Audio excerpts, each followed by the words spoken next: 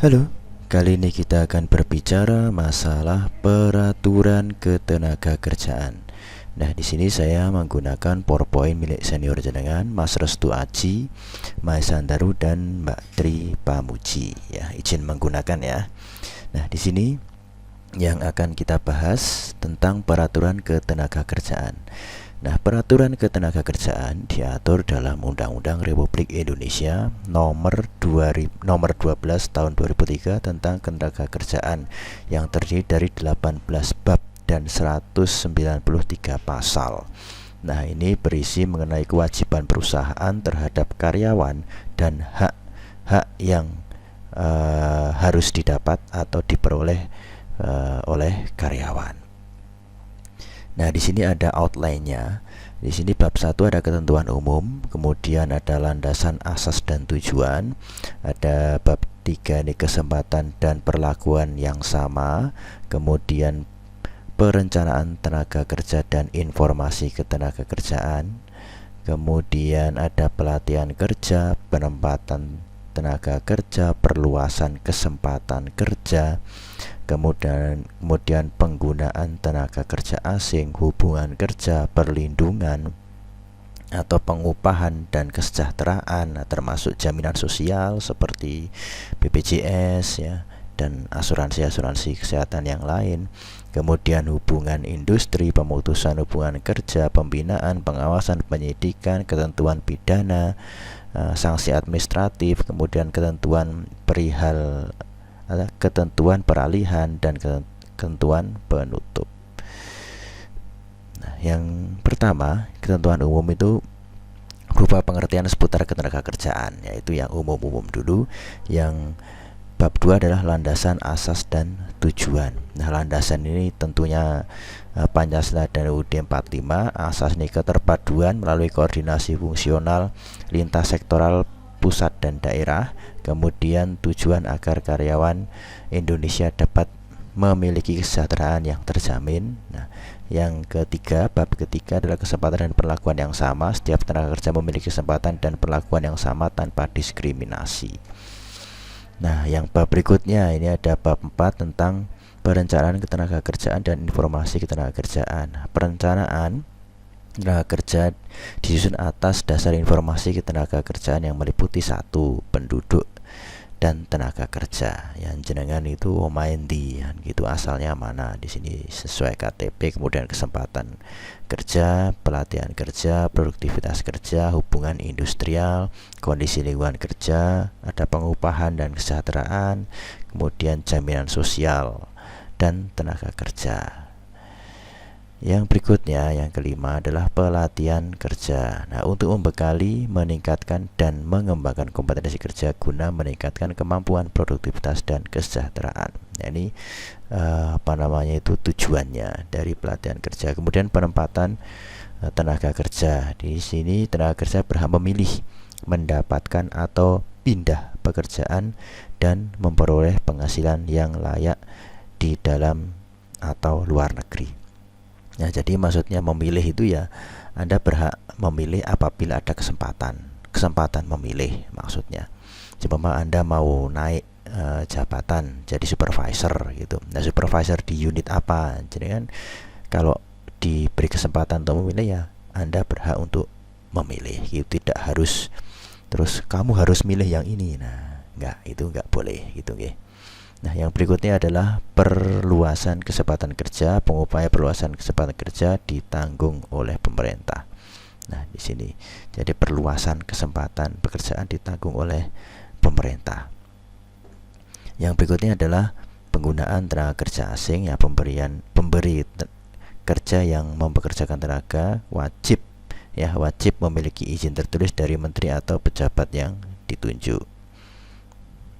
Kemudian hubungan kerja. Hubungan kerja terjadi karena suatu perjanjian dan akan berakhir jika pekerja meninggal dunia.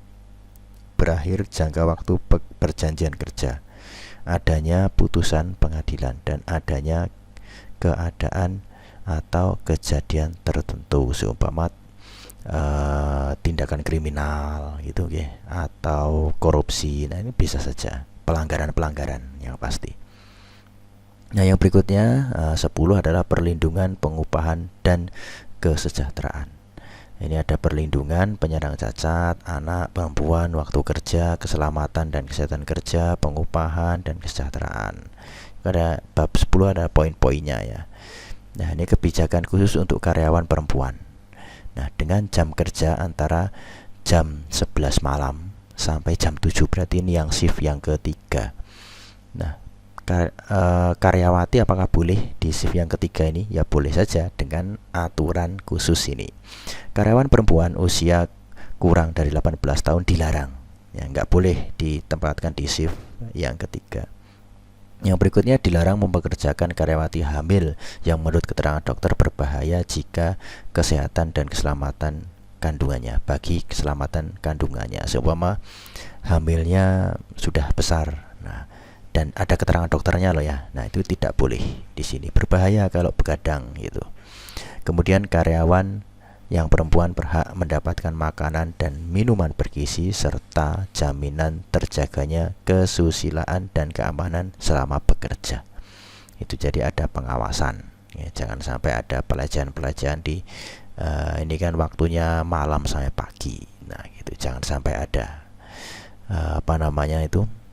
pelecehan-pelecehan terkait perlindungan karyawati. Nah, kemudian yang dia adalah berhak mendapatkan angkutan antar jemput. Harus diantar, harus dijemput ya kan ini keamanannya harus dijamin kan ya, harus diantar dan dijemput.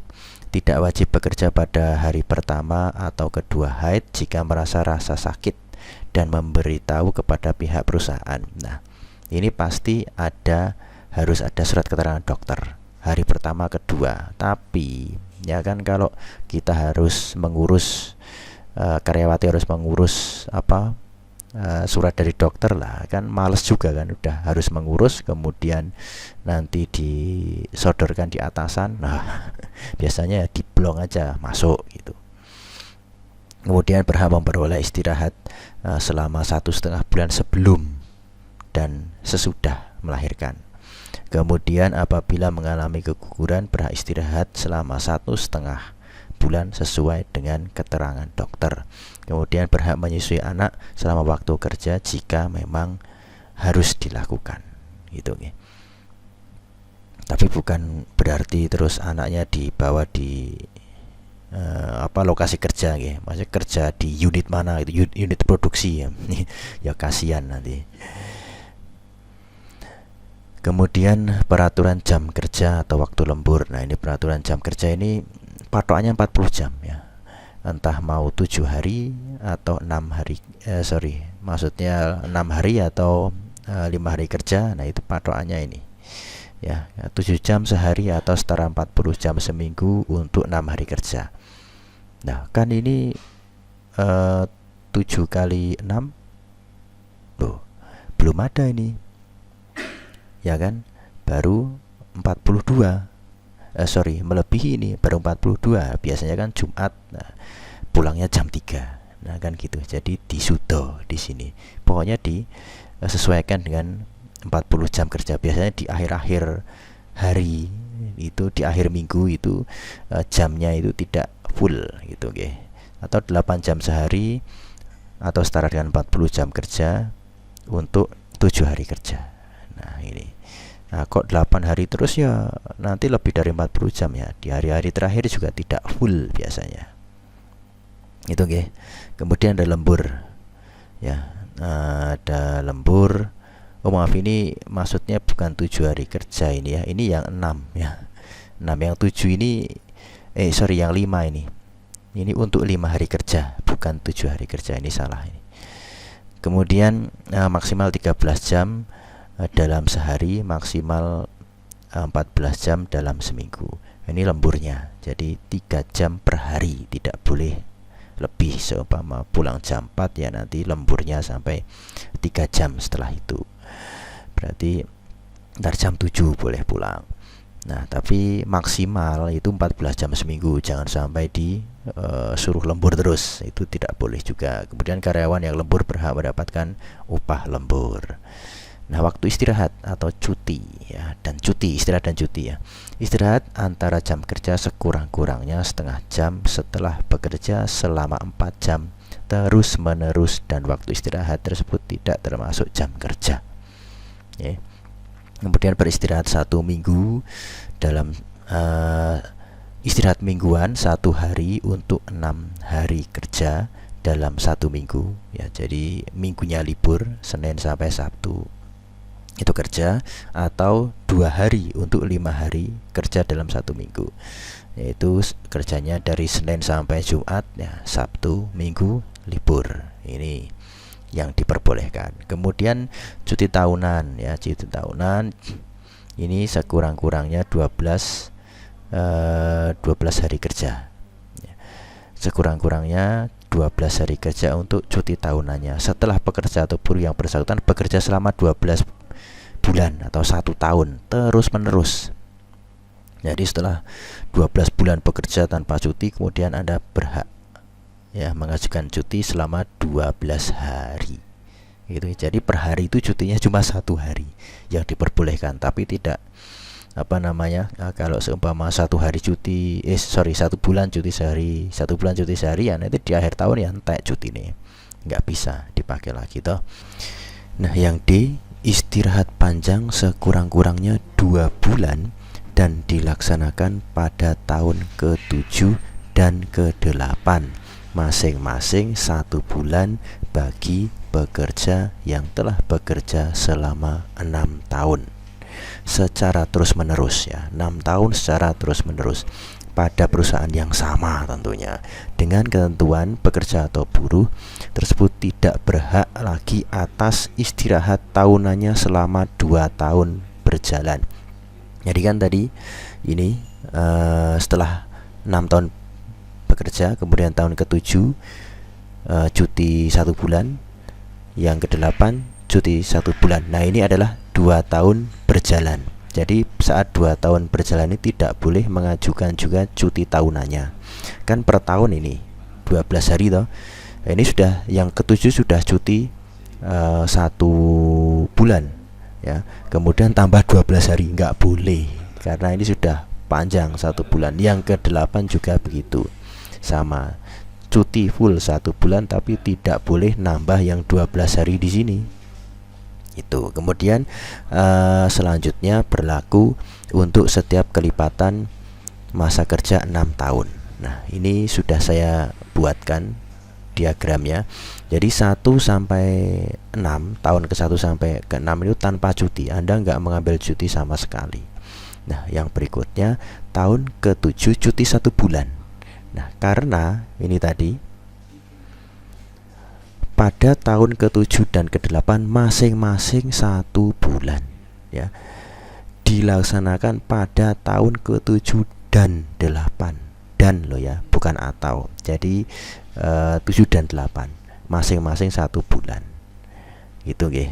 Tidak boleh terus tahun ke-7 saya cuti 2 bulan, enggak boleh. Jadi 1 bulan full di sini, 1 bulan full di tahun ke-8.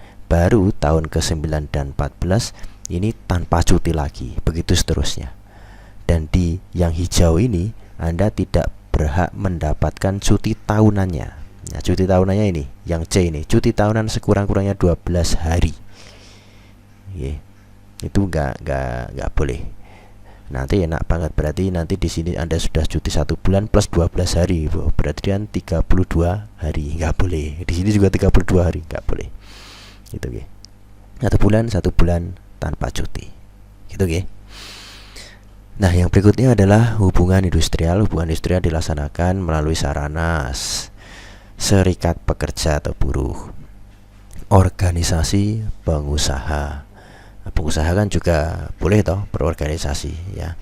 Kemudian lembaga kerjasama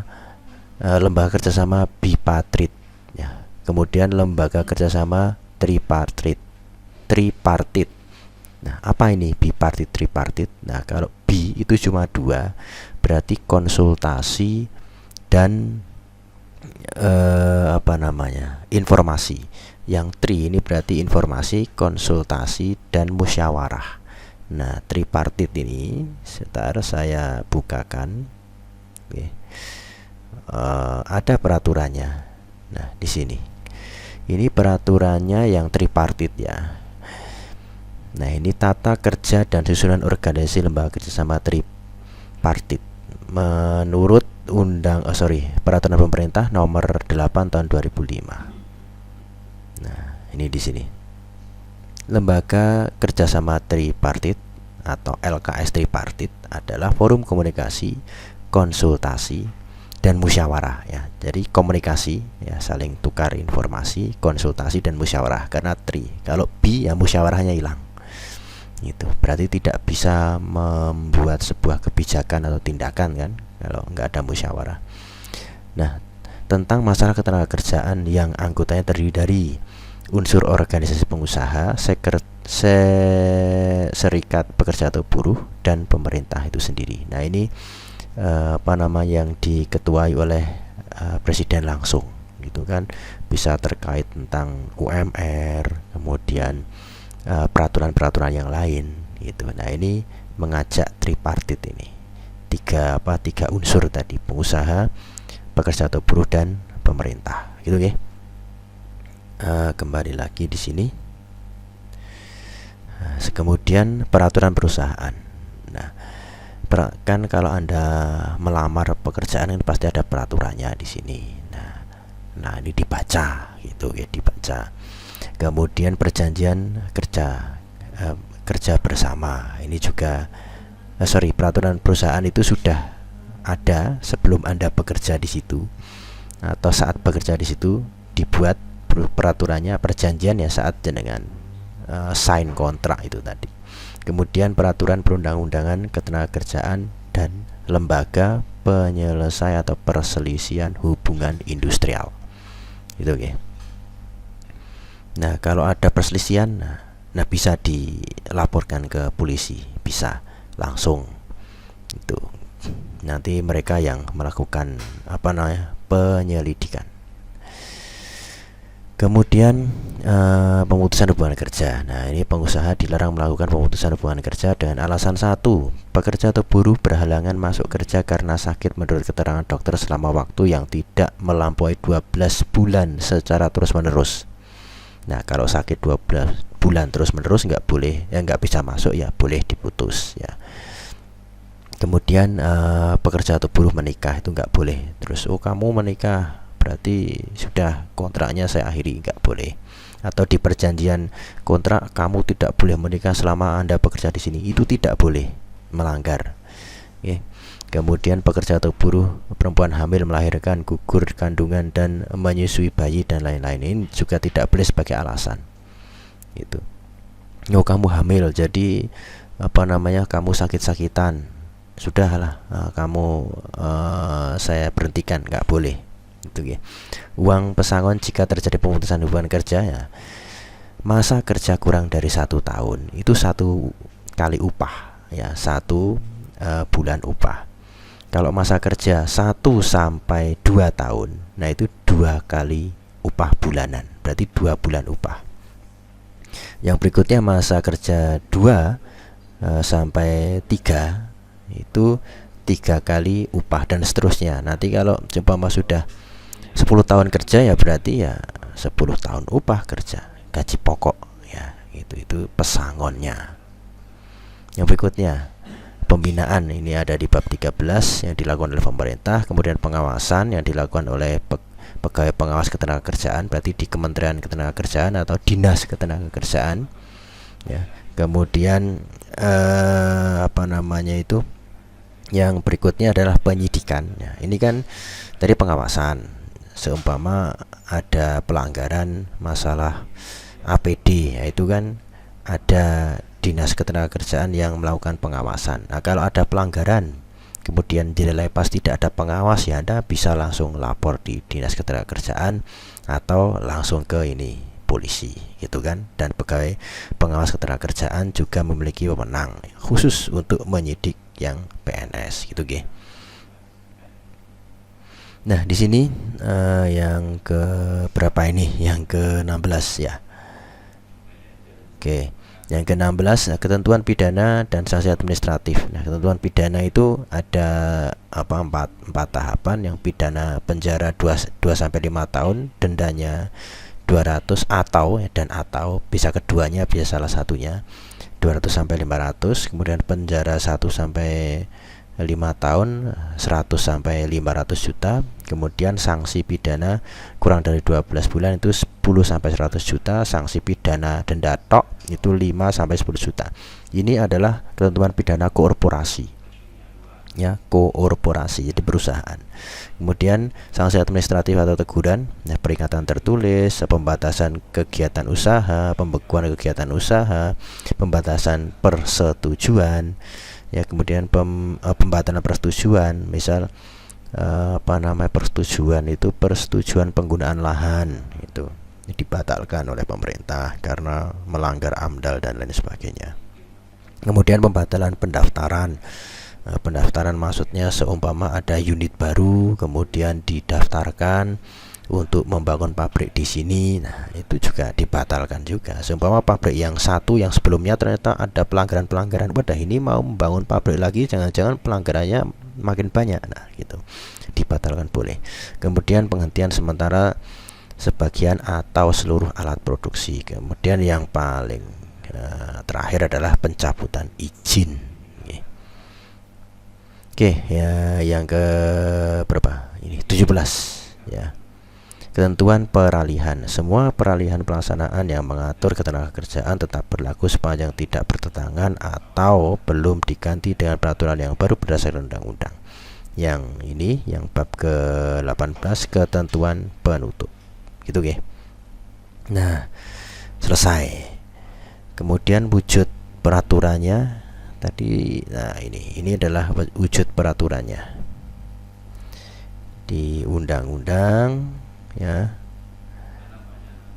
nomor 13 tahun 2003 ya, tentang ketenaga kerjaan. Nah, di sini Anda jadi bisa membaca satu persatu apabila mempunyai masalah atau ditanya tentang permasalahan ketenaga kerjaan. Nah, silakan Anda browsing ini kemudian dibacakan. Nah, setidaknya Anda menjadi agen edukasi. Nah, gitu ya.